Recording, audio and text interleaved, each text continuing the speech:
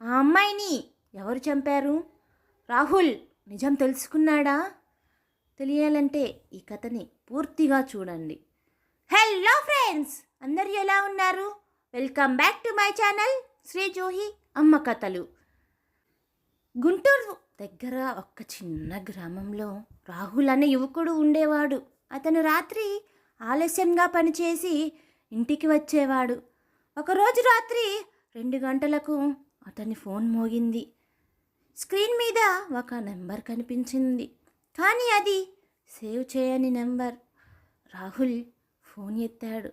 అవతల ఒక మెల్లగా అమ్మాయి మాట్లాడుతుంది. రాహుల్, నన్ను గుర్తుపట్టావా?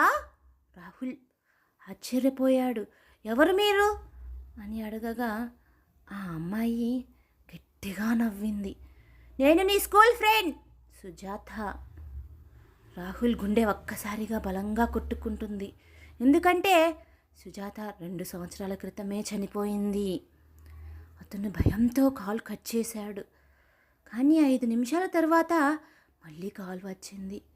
ఈసారి ఆ అమ్మాయి చెప్పింది, రాహుల్, నువ్వు నన్ను చివరిసారి చూసిన చోటకు రా.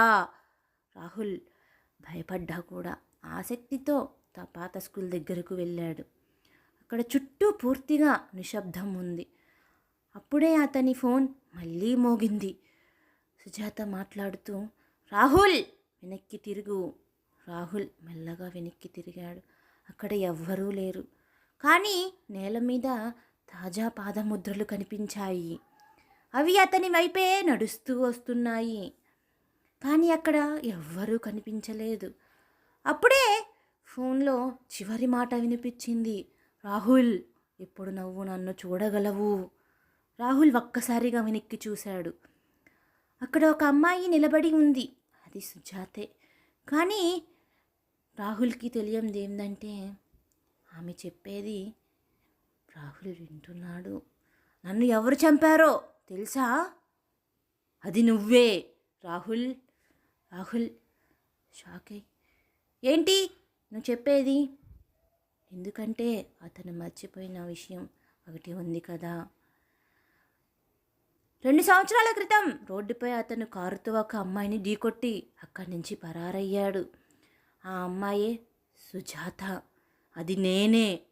ఆ రోజు నుండి ప్రతి రాత్రి 2 గంటలకు రాహుల్ ఫోన్ మోగుతూనే ఉంది, కానీ ఆ కాల్ ఇంకెవరూ వినలేరు.